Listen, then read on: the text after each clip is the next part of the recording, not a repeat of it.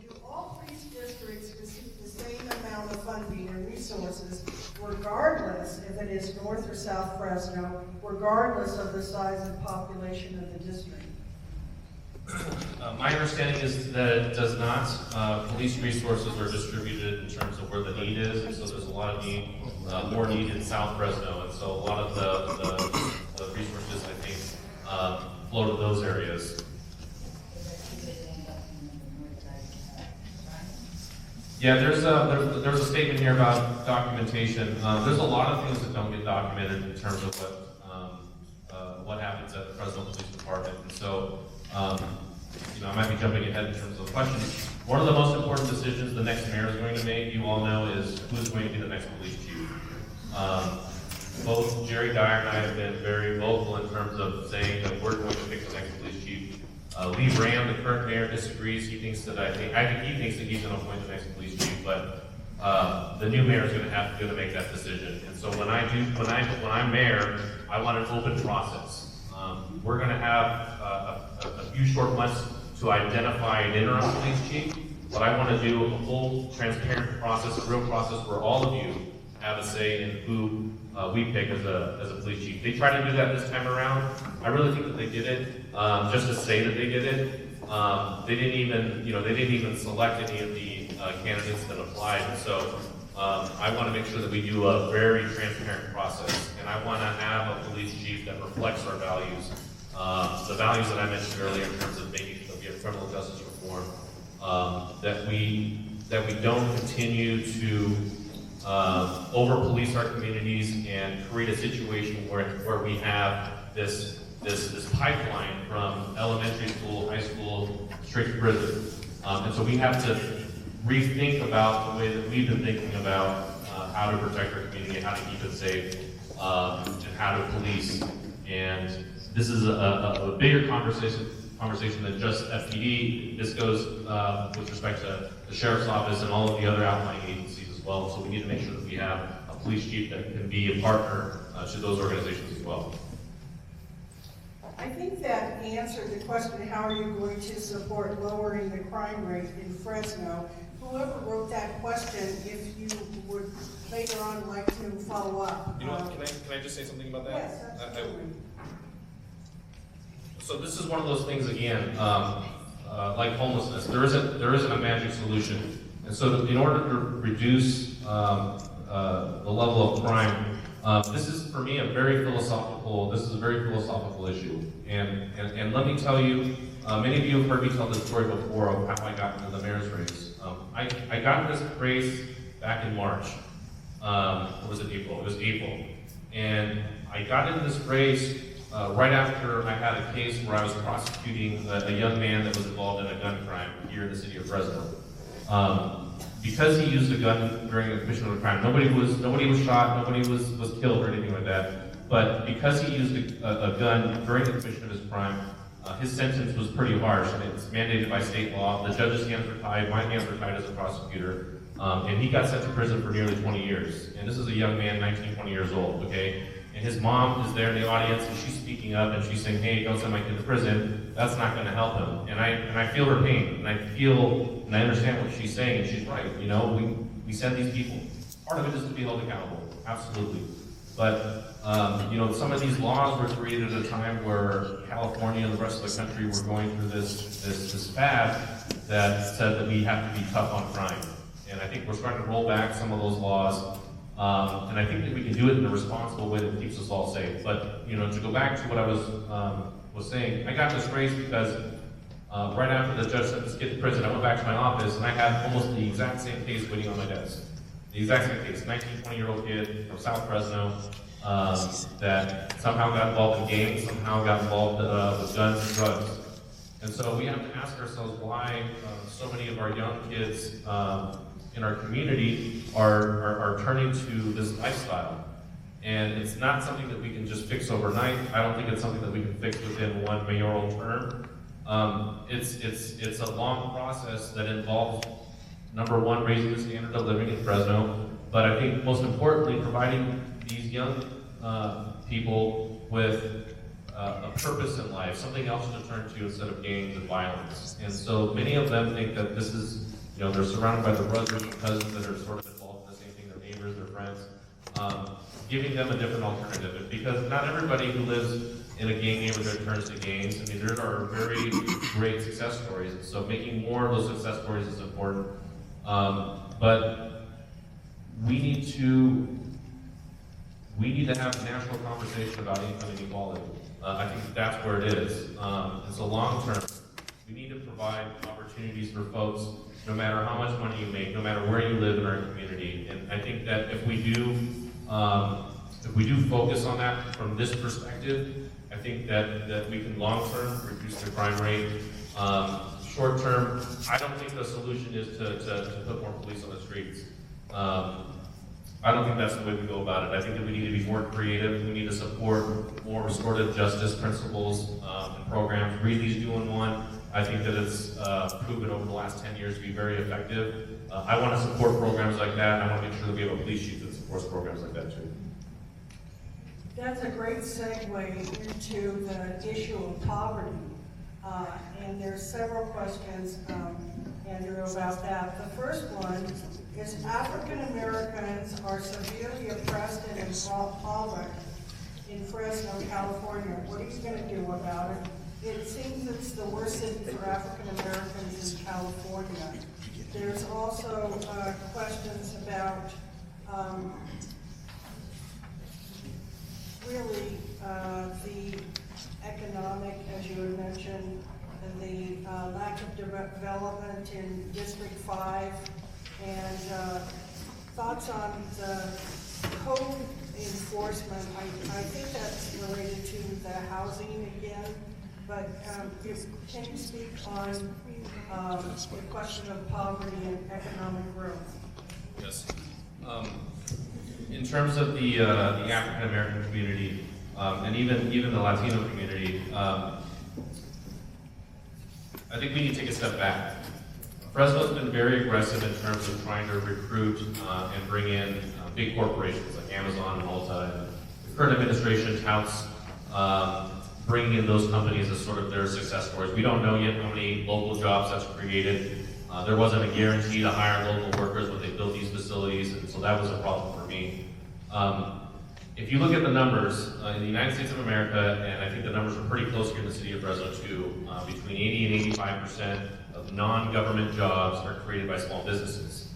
Now, my wife is a small business owner, and so she's hired, I think, 5 people now in the last year. My frustration in seeing all of the things that she's been doing and the taxes that she's paid, we roll out the red carpet for Amazon and Ulta and all these big companies. How come we don't roll out the carpet for small business owners? And so this is related to the African American community, because many of the business owners here in the city of Fresno are non-minorities. And I think that's because historically there's this institutional advantage for folks that are not of color. They know where to go to get resources, they know where to go to get loans, they know where to go to fill out the paperwork and what documents to sign, what lawyers to talk to in terms of how to start a business. I think that we need to do a better job of outreaching to Southeast and Southwest Fresno, especially to the African American community. Everybody that I have talked to who are small business owners, who are African American, told me that it was really hard to start their business, and it shouldn't be that hard. And so if we make it just a little bit easier for some of these folks, I think that it will go a long way not only to create jobs, but create opportunities for folks in parts of our city that have been impoverished for so long. And so what I'm going to commit to doing is to making sure that we have a dedicated department within the city of Fresno, within, it doesn't have to be my office, but it doesn't have to be the mayor's office, but somewhere within the city of Fresno that specifically go out there and target these communities to make sure that they know and they're educated in terms of how to start a business, how to hire people, and I think that that would create a lot of opportunities. Do you support every citizen's constitutional protected rights to bear arms? Did you say every small community again? Every citizen's constitutional protected rights to bear arms. So it's no secret if you followed my campaign last time, I myself am a gun owner. But that doesn't mean that I think that the Second Amendment is somehow unlimited, that you can go out there and buy whatever type of weapon you want. I think that in the course of the last 10 or 15 years, we've seen a ton of mass shootings, and almost in every instance, there's the same weapon of choice that is being used, which is the AR-15. In some other instances, there's other different types of assault rifles. You look at the Las Vegas shooting, there was a van that was perched up above Mandalay Bay in a casino, shooting down into a concert with a weapon that was made for war. And so I think that if you ask the vast majority of people that live in our country, that live here in the city of Fresno, I don't think that anybody thinks that the Second Amendment is unlimited. And so I want to make sure that, number one, felons don't have access to firearms. People who have committed serious and violent crimes should not have guns. I think that we need to do a better job of going out there and making sure that gangs don't have guns. And I don't buy into this argument that says that we shouldn't have any gun laws because criminals would choose not to follow those laws. That is not the standard here in the United States of America. We don't create laws based on whether a criminal is willing to follow those laws. And so I would go out and make sure that those laws are enforced. But what was the last part of the question? For the constitutional rights to bear arms. Yeah, so the Supreme Court has said that there's some, I don't want to get into legal stuff, but there are Supreme Court cases out there that have limited a city's ability to go after handguns and other types of weapons because they believe that that's protected under the Second Amendment. So I have little recourse in terms of how I can create laws in terms of getting those weapons. So, I don't think that everybody should have a firearm. There are people out there that have mental health issues that should not have a firearm. There are people out there that pose a danger to themselves or others that should not have a firearm. But I don't favor going out there and collecting guns from everybody because I think that if you are a responsible gun owner, that if you do take care of your gun, that you keep it in a safe place, away from children, that you are entitled under the Constitution to have that. Yes, sir. Excuse me. Can I just ask an additional question on top of that? Yeah, sure. I don't mean to interrupt No, here go ahead. the That's why format. But the reason why I'm asking an additional question regarding that is because I'm an advocate of a group called Black Guns Matter, where we actually go out in the inner city and we talk to people of color, Black, Latino, etc., about proper gun control, not meaning gun control, but how to actually use their weapon safely and properly. We want to train people. Responsible gun ownership. Exactly. We also teach them about their gun rights according to the Constitution, which says shall not be infringed. So with that being said, and you being an owner of your gun yourself, do you feel like certain people should be restricted? Because you're saying that you said two things in your comment. You said the AR-15 shouldn't be available to everyone, but then you said also, according to the Constitution, not everybody should have guns, people with mental health issues, etc. So you're basically saying only certain people should have guns. We're saying responsible people, responsible gun owners, should they be allowed to buy AR-15? And since the Constitution says shall not be infringed, that does not limit which type of weapon they should be able to purchase. The AR-15 question is something that I've been personally struggling with as a gun owner myself. I don't own an AR-15, but I have many friends that do. I think that if we want to have access, if you want to have access to that type of firearm, I know that I have, for example, police officers who are my friends that carry that weapon at home. They have specialized training, and I think that if we want to have the conversation about whether or not AR-15s should continue to be legal, I think there should be a higher standard in order to own those types of firearms. Either talking about maybe licensing requirements, maybe having strict requirements in terms of, like we do for cars, going out there making sure that you take a class so you know how to use this and safely operate it. I don't think that anybody should be able to just buy a weapon like that was created for basically killing people on the battlefield. But that's So- again determining who's fit and unfit, and that's going to be in the hands of the government, and Sure. that's the problem. You even said so in before in the past that you do advocate for a national gun registry list, which is going to again put everybody on that list, whether you're a responsible gun holder or irresponsible one, you're going to be on that list. And if you don't pose a threat, why should you be on any government watch list whatsoever? Here's the thing, we already have a watch list, and people are already prohibited by government from owning firearms. And so I just want to take it to that next step. This is not something new that we're creating. Right, but we're saying for you as mayor, your job is to lead.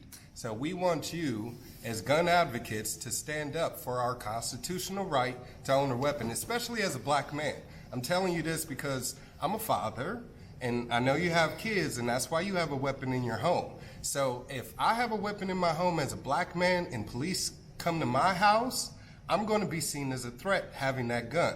Wherever I go, opposed to you or a white man, you know? So that's the problem, especially here in Fresno where you have people of color getting shot and killed, like Isaiah Murrieta, Golding, a 16-year-old who was assumed to have had a weapon, shot and killed in the back of the head, one shot by Fresno PD. So do you support Fresno PD shooting and killing civilians, whether they're assumed to have a weapon or not? Because if they're assumed to have a weapon, again, we're expecting you to protect our constitutional protected right, according to the Constitution. Okay, there's a lot there. So here, first of all, as mayor, I can't unilaterally take people's guns. Okay, so I guess you're safe there with your AR-15 as far as Andrew Janz is concerned. I'm not going to come to your house to take your gun. I can't under the Constitution. I can't. I'm not saying that you can't have a gun in your house. I'm not saying that. I'm just saying that it's my opinion that you don't need an AR-15 to defend your kids in your home. You can have a handgun, but you can have a shotgun. That's your fine. opinion, that's your choice, and I'm just telling you my opinion. You're asking my opinion. I'm telling you my opinion. but as the You mayor can tell me that I'm again, wrong. That's fine. I'm just saying your opinion matters because you will be the mayor. So as the mayor, you're saying your opinion is that I shouldn't have an AR-15 in my home. My opinion is I should and I can, according to the law. And I respect your opinion. I really do. Right. So now, will the officers under your control, since you're now the mayor, will they respect my right, according to the Constitution? No, just He's the one running for mayor. any police officer that works for the Fresno Police Department under my administration will follow the law. Okay, because again, it's been assumed There's that, other people that would like to ask questions. of course, I mean, he's asked plenty of questions. I'm just, again, wanting them to further elaborate on this one in particular, because I respect your forum here as well as the format of it, but it really feels robbed because we the people don't really get a chance to reference you on your answers. She's asking you the questions, you're answering, and then we're just supposed to be settled with your response. That's not good enough. We need to be able to have these conversations, and that's the problem, is because people in black communities feel like they're neglected. They're not being able to have these conversations with law enforcement, with the same people that we hire and pay for with our tax dollars. There are employees. Why are they not respecting us and treating us as such? They're instead treating us as a threat. I don't mean to cut you off. Let me say this. No other candidate does this. Nobody goes out there and does time. I am. Actually, my name is Nickolas Wildstar. I'm running for mayor, and that's what I'm doing. As I canvass, I go door to door, and I Or are inform. you running for mayor? I'm running for mayor here in Fresno. Okay, well, here's the thing. So if you're a candidate for mayor, we can have a debate, okay? This is for people who are not running for mayor. And that if are- you win, I'm going to end up being a civilian here, living, a resident here, with you being the mayor. So does my voice not matter? Your voice absolutely matters. Exactly. But So here's the I'm thing. here on this You're a open candidate forum. for mayor. You're trying to make a political statement here. People here to ask questions. and I'm get here just answers again, just to like what I stand everybody on else, issues. to have But this you're conversation interrupting with you. everybody here, and it's not fair to everybody else. I will talk to you afterwards. That's fine. But let's get through the questions. let everyone have an opportunity. No problem, You and I absolutely. can have a debate. We But can for you to speak make a more, political- absolutely. I look a forward political to thing it. out of all of this, like it's really unfair to everybody else that's here. Again, I don't mean to be unfair to anyone here. I came here simply as a resident of Fresno because I have questions for the next potential mayor of this city, just like anyone And else. we all So I appreciate shouldn't be that. Thank denied you to so do much. such, especially since the mainstream media wants to prevent Thank you, Nickolas. candidates like me from being able to speak with candidates such as Janz and Dyer. It's not fair.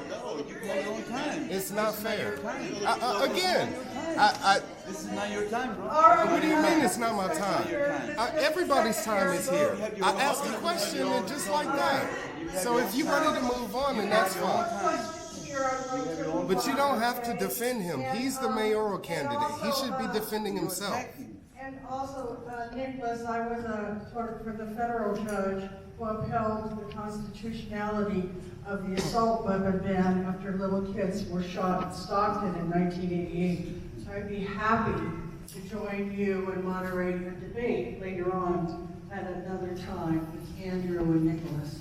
So the next question has to do with the recent attacks on the immigrant community. DACA Dreamers, how do you intend on advocating for our immigrant community and families who keep the Valley's economy thriving? Well, obviously, immigration is a federal issue, but that doesn't mean that we at the local level should be talking about it. And I've been talking a lot about immigration reform and the impact that some of the policies out of the Trump administration has had in terms of an impact on our families being separated here in California, in the Central Valley, in the city of Fresno. So I can tell you, as mayor, I would, number one, direct my police department to not engage with ICE in terms of being in the classroom, in terms of the courtroom, in terms of hospitals and places where people should be feeling safe. I can't get into details about a specific case that I have right now, but it's not uncommon for ICE to come in and basically deport folks without talking to local authorities. And in one instance, I can tell you that it's had an impact on one of my cases where somebody that was involved was deported without me knowing. And so that really jeopardizes justice for victims of crimes out there when they sort of engage in this type of activity. One of the things that we have to absolutely be clear about in terms of discussion of who's going to be the next mayors in the next debate and in everything moving forward, we need to ask every single candidate where they stand in terms of what's going on with the Trump administration and their policies that I view as being anti-immigration. And so we need to make sure that we, number one, elect lawmakers to represent us in Congress so that they can pass laws to protect dreamers who were brought here by no fault of their own, people that have lived here, that pay taxes, some of whom have served in our armed forces. And so some of these folks are being deported. Veterans are being deported. And so that's wrong. And so we need to make sure that we have lawmakers in Washington that represent our views in terms of that. I'm going to be somebody here at the local level that's going to continue to be a supporter of making sure that families aren't split up, that people who haven't committed nonviolent crimes aren't deported without due process, because I think that it's so important that folks here in the Central Valley, here in the city of Fresno, feel safe. And one more thing, I was just at a dinner the other night where where an economist talked about a huge labor shortage that we have here. And so when we had a guest worker program, there was I think a really good process in place that allowed those who are undocumented to do all of the great things that they do, be able to contribute back into our society in terms of taxes and take care of their families. And so I want to make sure that people here in the city of Fresno don't live in fear in terms of being wrongfully deported without due process. And I want to make sure that families are kept together. One of the things that we're seeing on this immigration issue is that the police are not giving out the letters so that we can do the U visa and the V visa. That's good to know. I know that my office gives it out when we have victims that are Yeah, victims or witnesses who witness crime. But they don't even want to take it forward to prosecute to you all so that you can prosecute it. Yeah. Can I? Okay, I'm going to. wait, hold on, Sorry. someone wants to add on, yep. Okay, so, more specifically, would you advocate for the, city of Fresno to be a sanctuary city? And second, part to that would be, what would you do, to disaffiliate from the ICE detention center that we have here in Fresno? Because as we all know, that is going underground, so how would you, address that, and would you disenfranchise from that? Yeah. That's important. Yeah, to answer the first part of your question, in terms of sanctuary city, there is really no legal definition of what sanctuary city means. And so, here's the problem. So when you say sanctuary city, and you have somebody that has committed a violent crime like rape or murder that has done their time, I think they should be deported. So when you say, hey, I support sanctuary city, what you're saying is, I support keeping that person here. And I think the vast majority of people would say, hey, after they're brought to justice, after they've been through their court proceeding, they've gone to prison, they should be deported. And so, first of all, I don't know what sanctuary city means, but you can look back at what I just said in terms of how I don't want to have people deported without due process, who haven't committed violent crimes, and that sort of thing. So I'm pretty sure I answered your ICE question too. I'm going to direct my police chief not to engage with the Trump administration in terms of what they're doing right now with deportation. The Fresno Police Department doesn't do that. They say they don't do that. That's correct. Right, they have a memorandum that we organized back in when did 9/11 happen? Around that time. They have a memorandum that we forced on them, and we agreed to it. So we know that, I mean, there was a period in time where they were taking all the cars because people didn't have a driver's license, and they were being very rude about that. But they weren't deporting them. They started, but we put a stop to that. You know, the other part of it too is that we just don't have the resources to perform a federal function. And so for the federal government to come in here and commandeer our local police force, that's a violation of the 10th Amendment. It's unconstitutional. They shouldn't be doing it. So I do want a commitment from you that you have them follow on the issue about that. yeah, I'm with you on it.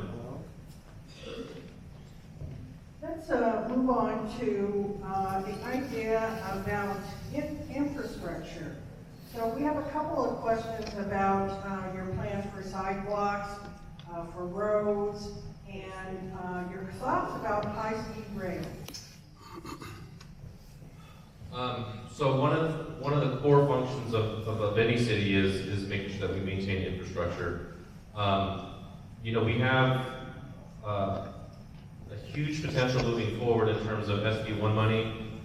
This money is in part from what we all passed in terms of the gas tax in the last cycle.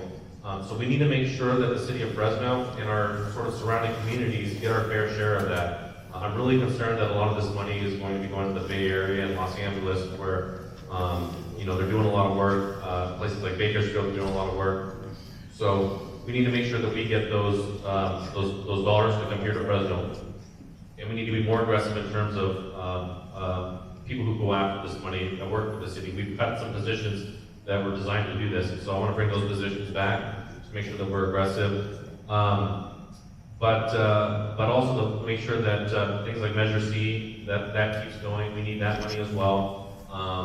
And I think that might be up on the ballot coming up pretty soon as well. So I want to make sure that we support that.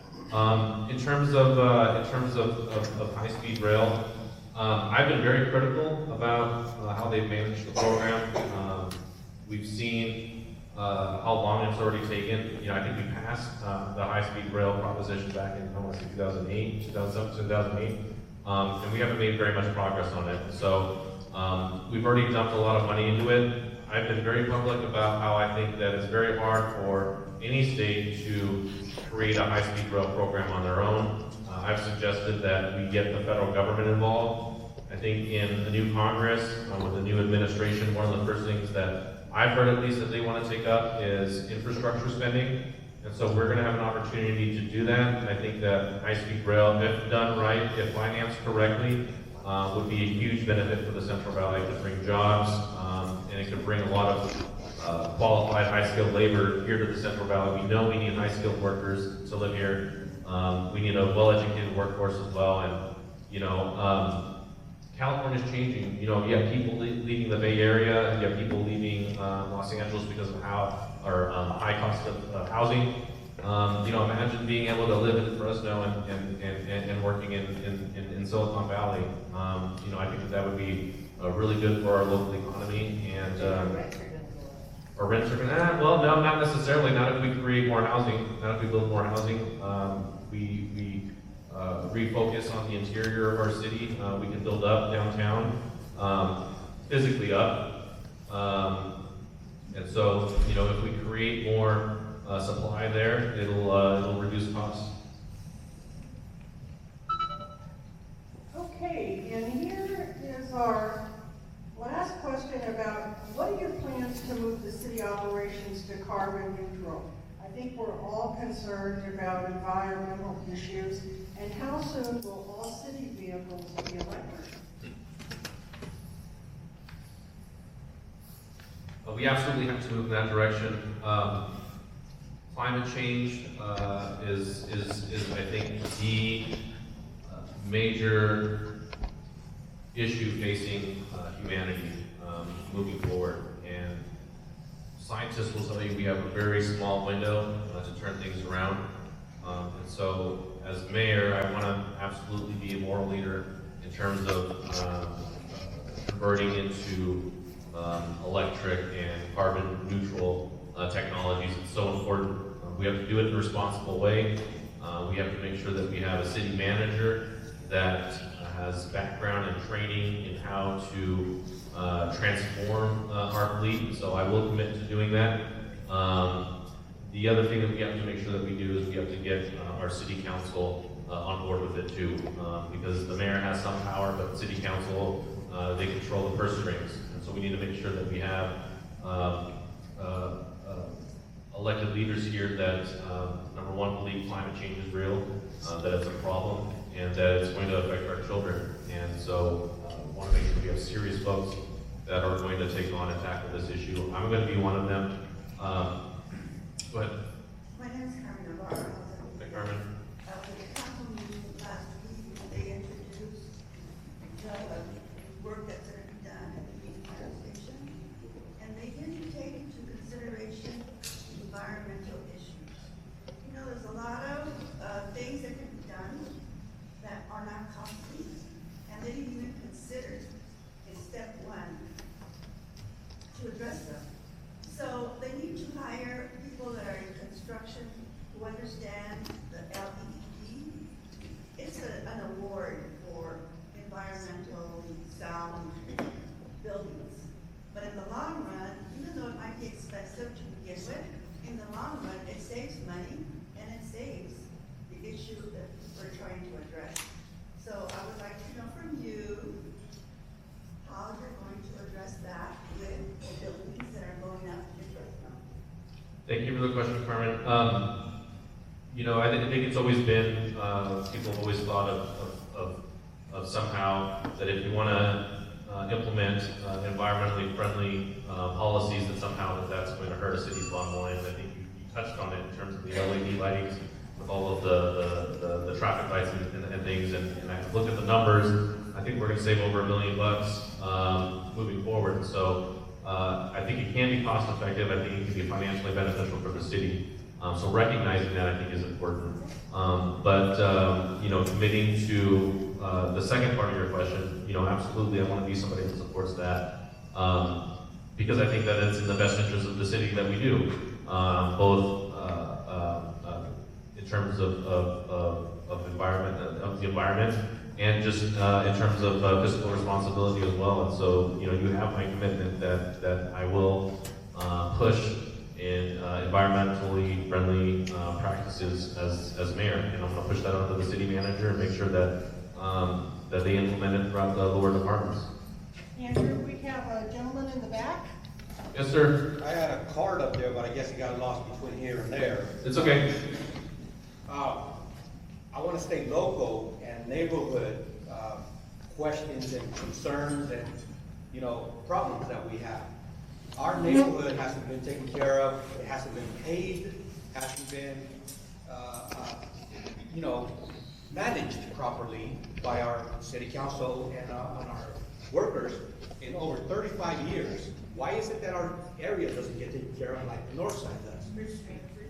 From Chestnut to Maple, that's my neighborhood. From Lane to Kings Canyon. 35 years, our roads haven't been paved. And you feel the ruts. And you see the sidewalks cracked. And we have no trees on our sidewalks. And we have big time crimes. Finally we got LEDs on our street lights. But why is it that we don't get, and I've been calling the city for years. Hey, we got ruts on Kings Canyon and Chestnut. I ride a motorcycle. If I fall, I'm suing the city for millions. Because, you guys aren't taking care of the properties, the streets, our safety. We got ruts, man. They look like mountains, little mountains. On every corner, pretty much, of the street. Not even our lights are synced. Why is it that we are not getting taken care of? And we have billions of dollars in our city. And you get collected from our taxes. But the north side, you go to the north side, and oh man, everything's so pretty and green and taken care of. And our crap looks like a circus over here.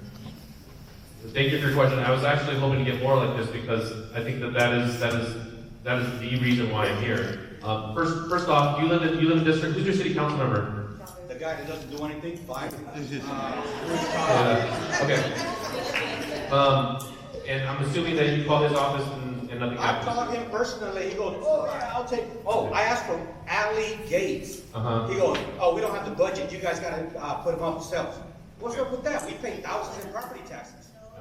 I want to make clear that because you said I want to make clear that I don't work for the city right now, and I'm not the mayor right now. I'm trying to get in so I can make those changes. I want to make sure that that's clear. Those are concerns that we've been having for years. We got people shooting up in the alley because they're black as hell.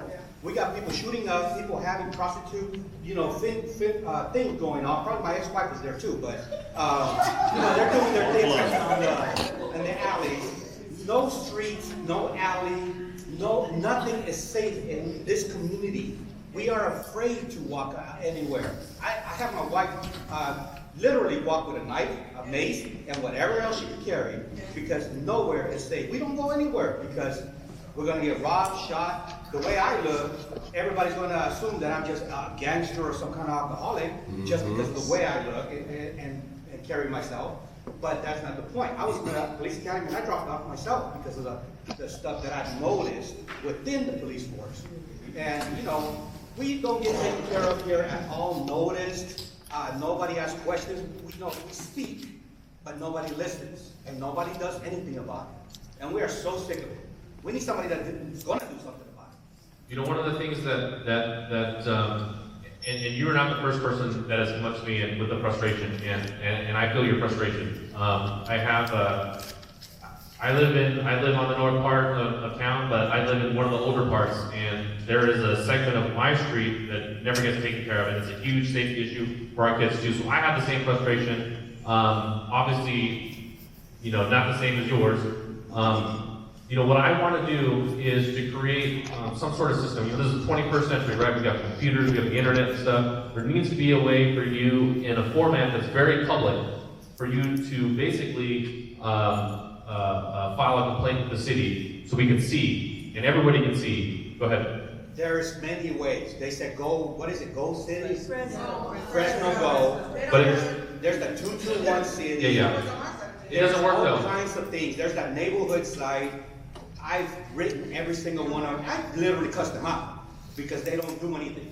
And nobody listens. The only way they came when the sewer was running down from my neighbors is because I tried to call. No, they don't do anything, and then they say, oh, the case has been closed. Because it's been Can I ask you, let's say you call somebody at the city, do they tell you why they don't do anything about it, or they just ignore you? No, they just say, oh, we'll make a case, or something like that. Go to Orange and Kings, go to Orange and Chestnut, go to Clovis and Kings, and all the surrounding areas. Them corners are dangerous. They're not just, untreated. They're dangerous. They're a hazard. And especially somebody on two wheels. You know what I'm saying? But it's dangerous for everyone. We need more police. Yeah, so to me it seems like, there's an opportunity not only to create jobs, but also to make sure that create a situation where your neighborhood's safe. We need better heads. We need better people up and top. We need people. They work for us, but they act like they're kings and queens, that they don't have to listen to us. We're nobodies. That's the kind of people that are up there. They don't listen and they don't care. They act like they're getting paid the big dollars and they don't care. And it was never like this long back in the day. Yeah, Never like it's this. always been like Say that. it again. It was never like this back in the day. It was never like this. It's been like that, First Street has been like that, and I lived in my barrio 40 years. Yep. Well, what I can tell you is that I'm going to make sure that I hold my people accountable, and that is a constant frustration, not only in terms of the issues that you're talking about, but other things as well, where people feel like the folks that are supervising these different departments, they're there because They're elected. it's a political favor to somebody, right? So they don't also want to hire you, if you get me elected and that sort of thing. And so I've been very clear in terms of the best person will get the job. No political appointments. I'm going to go in there and make sure that every department head is going to be responsive, and everybody that works for them as well. And so I think that the problem moving previously up until now is that there are people that like donate money to the candidates, developers donate money to the candidates, and then what they do is then they put their guys in, right? And like you said, it's a job, they get a paycheck, and in a lot of countries, that would be considered corruption. In the United States of America, not so much. And so that is why at the very outset, at the very beginning, I told you that I'm not going to be owned by those people. And so that's why I'm scaring a lot of people in terms of talking about how I'm going to reorganize the city. Because I'm going to work for you. I'm not going to work for them, not work for people that are giving me money and campaign contributions. I'm here to do the right things. And so what we also need to do is get you a city council member that's actually going to do his job. So I'll help you there. I definitely will. We need a city council that actually cares and lives here and, associates with the poor people, the little people, the everyday people, not somebody who thinks they're high mighty and lives in a big And it country. seems like the focus has been that to a creek, nice neighborhood area. What we're frustrated about is nothing's been focused in the inner part of District 5, as far as roads, et cetera, et cetera. I just don't understand, if I was a city council member and you come into my office and you complain about something and you keep coming, at some point I would do something about it. I just don't get it. I don't understand the mentality of the They folks. recognize my voice, they don't even want to hear no more. Some of them don't take good questions.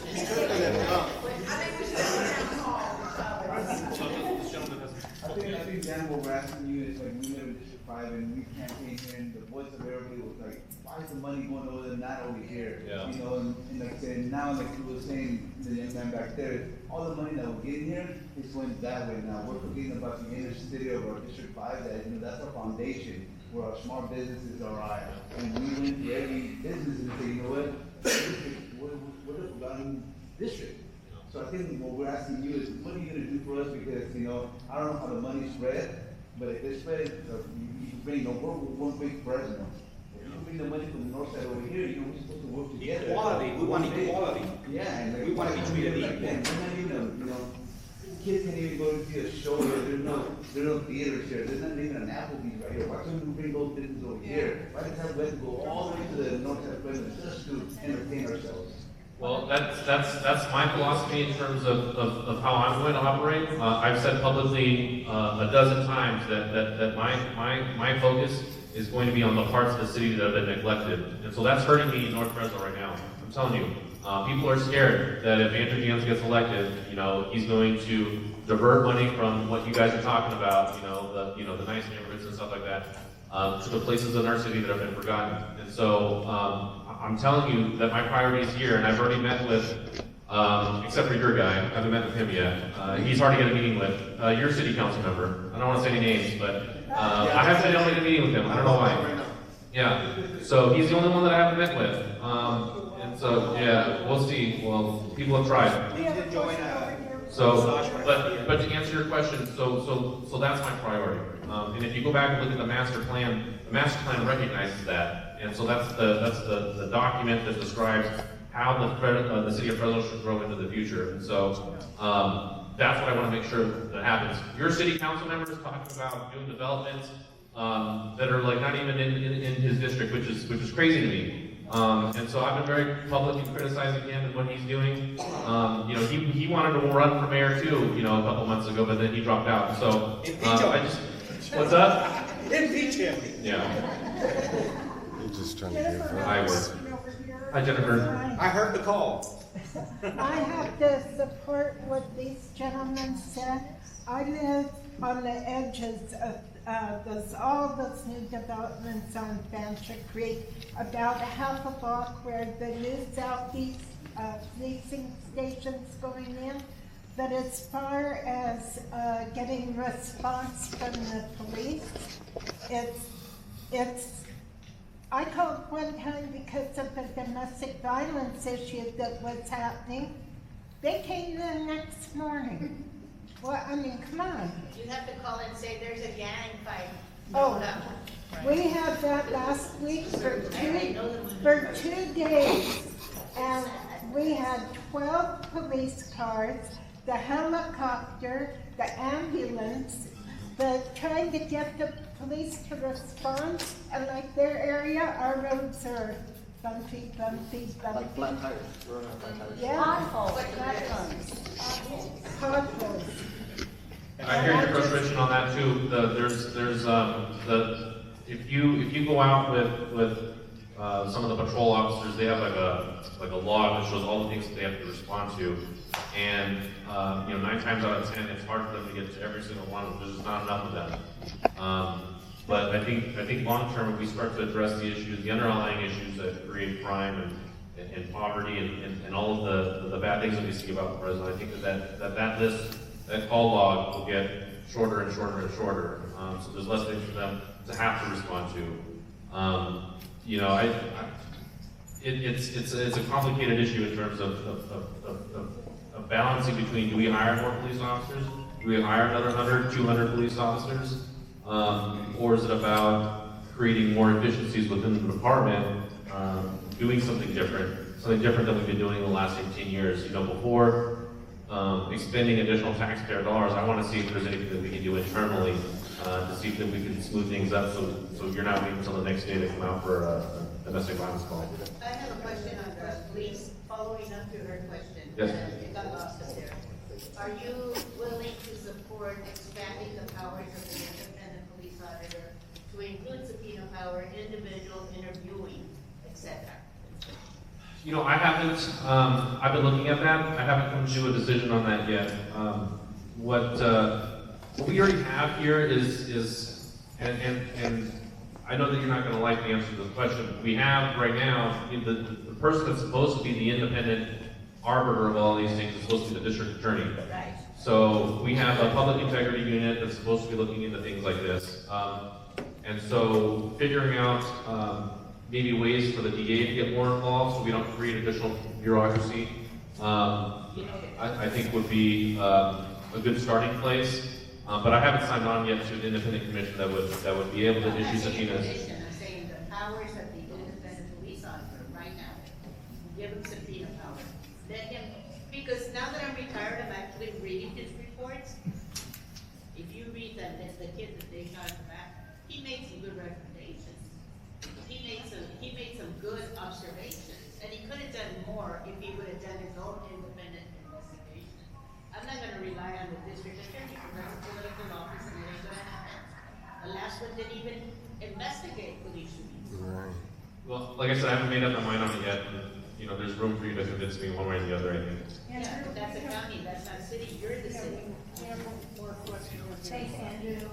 My question also piggyback on infrastructure and on coordinating. Yeah, all the developers and all homes are already well done, but the inner city is what we really need support on.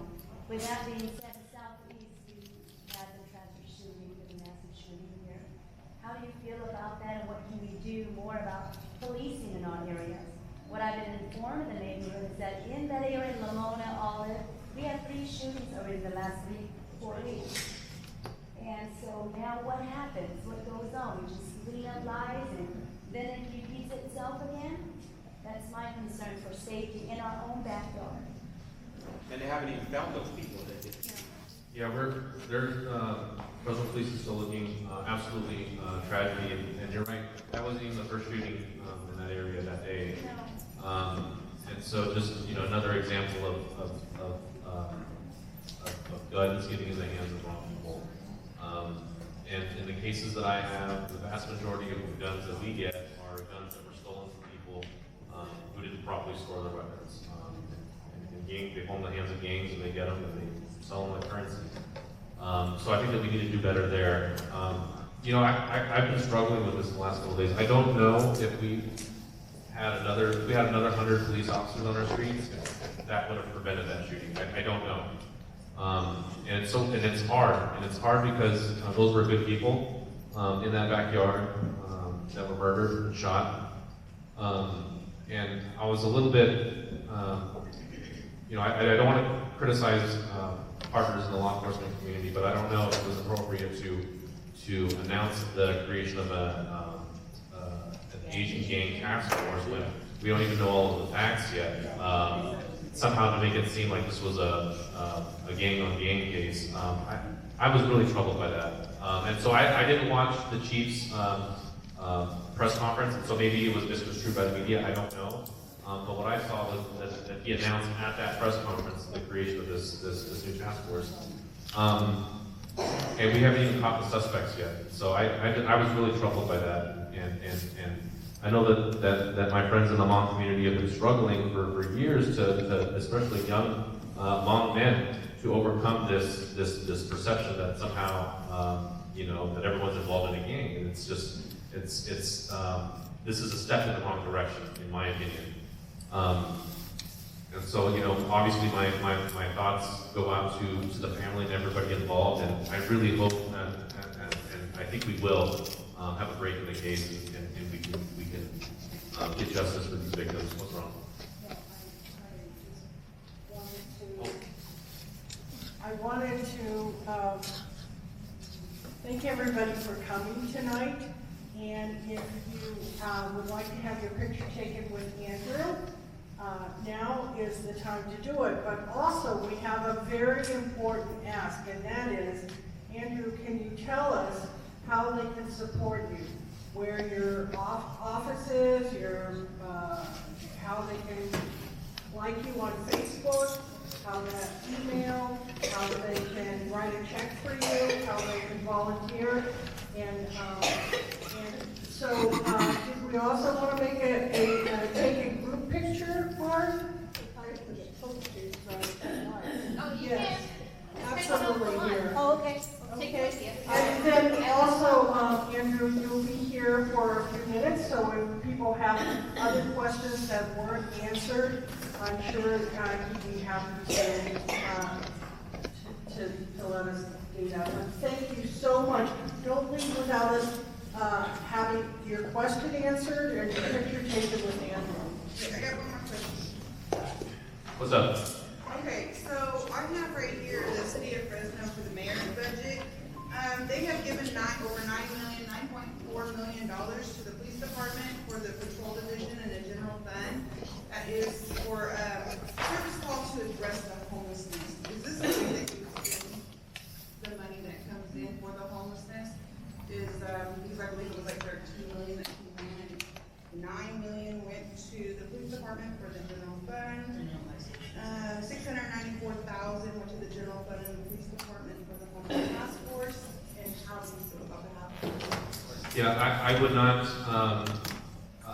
not be supportive of that. I want to figure out new ways to be spending that money. I think that going back to what I said earlier, criminalizing homelessness is not the solution.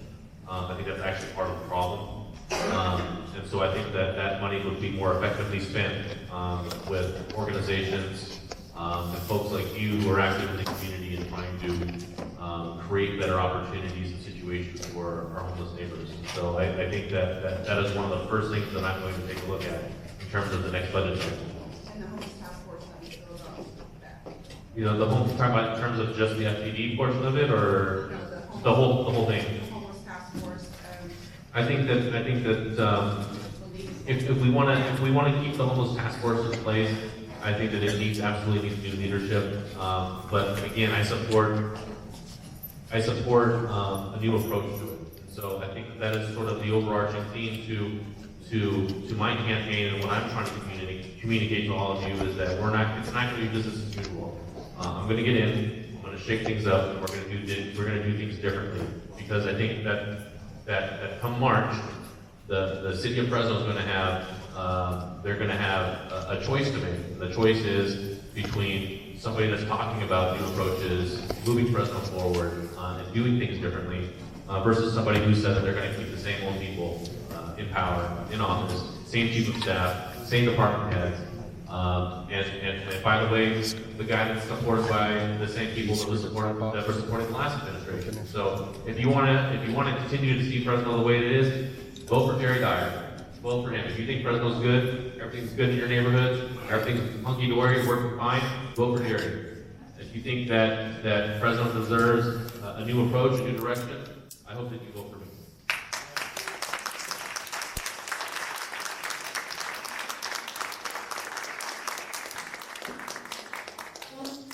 And to everyone here, I just want to apologize to you all, including Andrew. I apologize to you as well. I'm not trying to interrupt at all. It's just, I know the game of it all. And this is a Democratic event.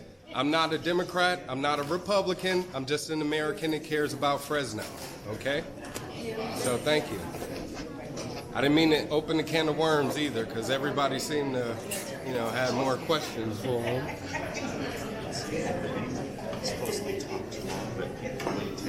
I know, that guy over there, he was talking, more than I was.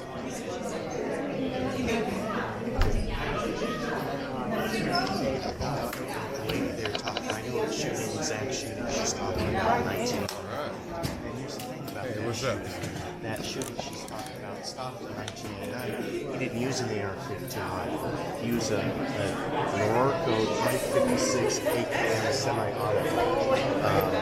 He was 19. I was going to say, Dennis, hello, pleasure to meet you. My name again is Nickolas Wildstar. Yes, So sir. it's gonna be 4 African-Americans? I'm not sure. I just know that I am. You know any of the other ones, like, Yeah, I know Brian Jefferson, the homeless advocate, is running as well. Johnny Mitchell? No, And then Reverend Ford Harris? yes, he's And then now you. I'm not affiliated with If I take your picture, Please, I'll be happy to, indeed. I'm doing the same thing if you don't mind. here, guys.